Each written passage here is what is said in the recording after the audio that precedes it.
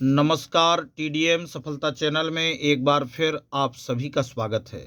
आज के इस वीडियो में 8 ग्रेड अभ्यास पुस्तिका संस्कृत कक्षा 7 समग्र शिक्षा मध्य प्रदेश राज्य शिक्षा केंद्र भोपाल। तो आप देख रहे हैं वर्ष 2025-26 के लिए विद्यार्थियों को जो 8 ग्रेड अभ्यास पुस्तिका दी गई है।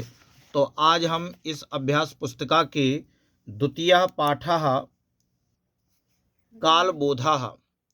तो इस पाठ का अगर आप पूर्ण तरीके से अध्ययन करना चाहते हैं, इसके पाठ का हिंदी अनुवाद एवं अभ्यास कार्य देखना चाहते हैं, तो आप हमारे चैनल टीडीएम सफलता की प्लेलिस्ट में जाकर वहां से आप कक्षा 7 संस्कृत का आप विस्तार से अध्ययन कर पाएंगे। तो चलिए हम प्रारंभ करते हैं। तो द्वितीय पाठः दूसरा पाठ कालबोधः समय का बोध। तो आप देख रहे हैं कि इस पाठ में जो हमें परिचय दिया गया है, विद्यार्थी इस पाठ में दिए गए परिचय को पढ़ें और आप हमारे चैनल में जाकर के वहां से इस पाठ का आप संपूर्ण अध्ययन कर सकते हैं। इसको विस्तार से समझाया गया है। अब इस में हम आगे अध्ययन करेंगे। अभ्यास कार्य में निर्देशः बहुविकल्पीय प्रश्नाः। बहुविकल्पीय प्रश्न दिए गए हैं, जिन प्रश्नों के उत्तर हम ऑप्शन में से देंगे। तो प्रश्न पहला है, ऋतवः भवन्ति, ऋतुएं होती हैं।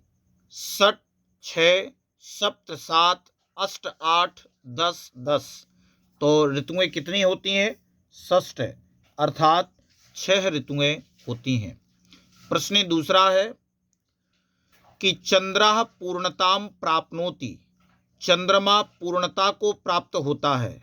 पूर्णिमायाम पूर्णिमा को, अमावस्याम अमावस्या को, द्वादश्याम द्वादशी को, एकादश्याम एकादशी को। तो हम जानते हैं कि चंद्रमा पूर्ण कब दिखाई देता है? पूर्णिमायाम, अर्थात पूर्णिमा को। प्रश्न तीसरा, सप्ताहे दिनानि भवन्ति, सप्ताह में दिन होते हैं। सप्त 7, पंच 5, नव 9, षट् 6। तो सप्ताह में कितने दिन होते हैं? सप्त, अर्थात 7 दिन। प्रश्न चौथा, ज्येष्ठाषाढ़योः ऋतुः भवति, जेठ और आषाढ़ में ऋतु होती है। वसंतः वसंत, वसंत ऋतु, ग्रीष्मः गर्मी की ऋतु, वर्षा वर्षा ऋतु और हेमंत। तो जेठ और आषाढ़ में जो ऋतु होती है, जेठ आषाढ़ में गर्मी की ऋतु अर्थात ग्रीष्म ऋतु होती है।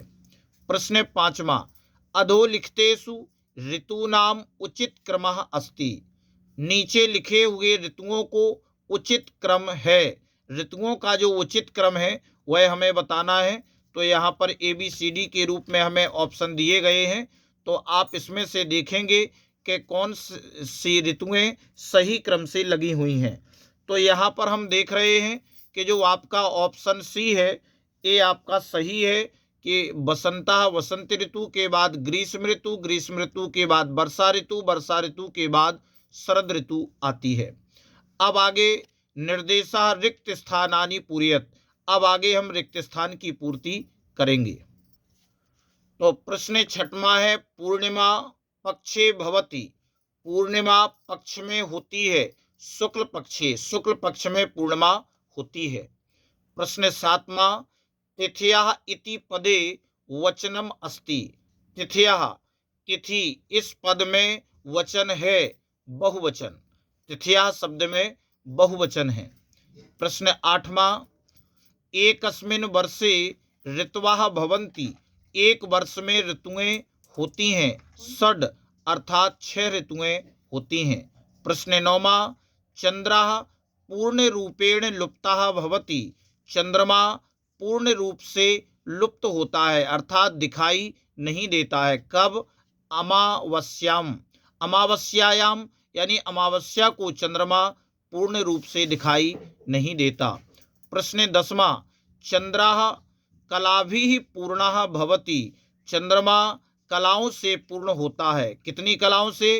पंचदशभिः, 15 कलाओं से पूर्ण होता है। अब आगे हम देखेंगे निर्देशः एक पदेन उत्तरम लिखत, एक पद के द्वारा उत्तर लिखो। प्रश्न 11वां, का गोलाकारा विद्यते, किसका गोलाकार है, कौन गोलाकार है, पृथ्वी, यानी पृथ्वी का आकार कैसा है, गोल है। प्रश्न 12वां, सूर्य कस्याम दिशि अस्तम गच्छति, सूर्य किस दिशा में अस्त होता है, तो उत्तर लिखेंगे पश्चिम दिशि, पश्चिम दिशा में। प्रश्न 13वां, वर्षे कति ऋतवः भवन्ति, वर्ष में कितनी ऋतुएं होती हैं, तो षड अर्थात 6 ऋतुएं।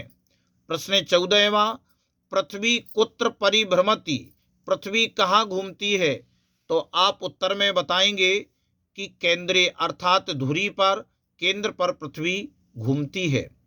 निर्देशः एक वाक्येन उत्तरम लिखत, एक वाक्य के द्वारा उत्तर लिखो।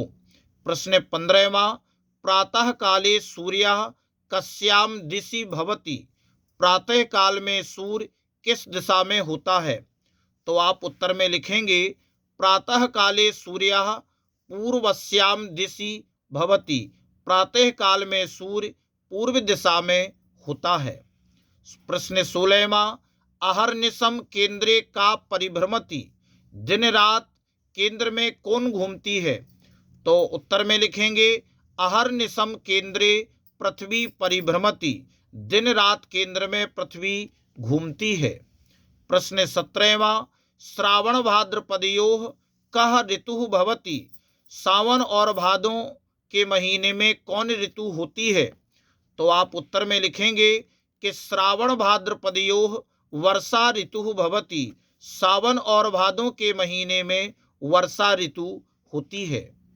प्रश्न 18वां, दिनस्य रात्रेः च ज्ञानम कथम भवति, दिन और रात्रि का ज्ञान कैसे होता है, तो इसके उत्तर में लिखा जाएगा कि सूर्यस्य उदयानंतरम, सूर्य के उदय होने से दिन का, और अस्तानंतरम च रात्रेः ज्ञानम भवति, सूर्य के उदय होने से दिन का और अस्तानंतरम और अस्त होने के बाद रात्रि का ज्ञान होता है। प्रश्न 19वां, प्रतिदिनम कस्य एका कला क्षीयते, प्रतिदिन किसकी एक कला क्षीण होती है, तो उत्तर लिखेंगे प्रतिदिनम कृष्ण पक्षे चंद्रस्य एका कला क्षीयते, प्रतिदिन कृष्ण पक्ष में चंद्रमा की एक कला क्षीण होती है।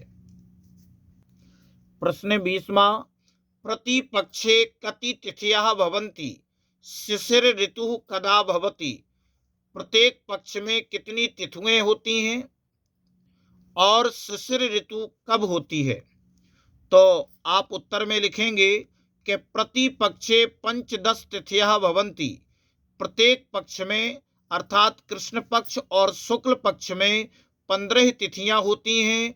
शिशिर ऋतु माघ फाल्गुन्योः भवति, शिशिर ऋतु माघ और फाल्गुन महीने में होती है। निर्देशः दीर्घ उत्तरम लिखत, अब हमें दीर्घ उत्तर लिखना है।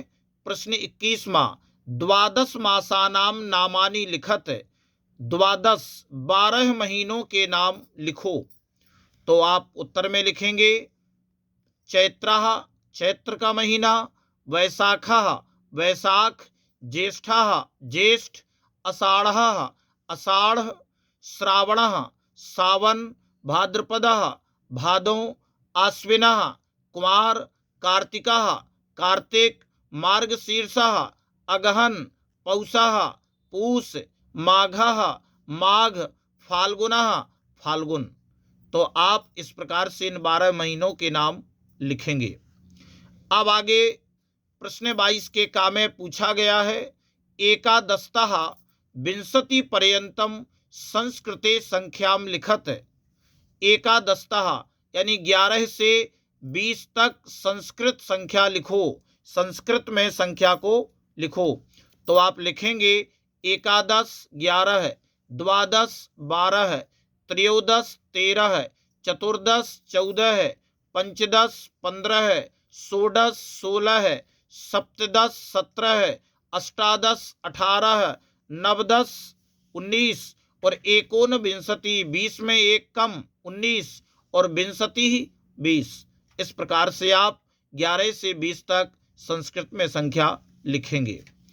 अब आगे खा में पूछा गया है क्रमानुसारम ऋतु नामानि लिखत, क्रम के अनुसार ऋतुओं के नाम लिखो।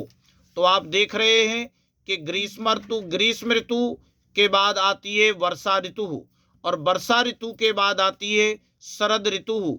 तो शरद ऋतु के बाद आती है हेमंत ऋतु, हेमंत से आती है शिशिर ऋतु और शिशिर ऋतु के बाद वसंत ऋतु। इस प्रकार से 6 ऋतुओं को आपने क्रम से लिखा। प्रश्न 23वां, पृथिव्याः परिभ्रमेण किम किम परिवर्तनम भवति। पृथ्वी के घूमने से, परिभ्रमण से क्या क्या परिवर्तन होता है। तो उत्तर में लिखेंगे पृथिव्याः परिभ्रमेण दिन रात्रियोः विभाजनम भवति, यानी पृथ्वी के घूमने से दिन और रात्रि का विभाजन होता है। ऋतूनाम परिवर्तनम भवति, ऋतुओं का परिवर्तन होता है। चंद्रस्य कलाः क्रमशः, चंद्रमा की कला धीरे धीरे वर्धन्ते बढ़ती है तथा क्षीयन्ते क्षीण होती है। परिवर्तनम भवति, बढ़ने और क्षीण होने का परिवर्तन होता है। तो इस प्रकार से इस वीडियो में बस इतना ही। नेक्स्ट वीडियो में हम अगले चैप्टर के पाठ के अभ्यास को करेंगे। अगर आपको ये वीडियो अच्छा लगा हो तो वीडियो के लिए कमेंट और शेयर अवश्य करें। धन्यवाद।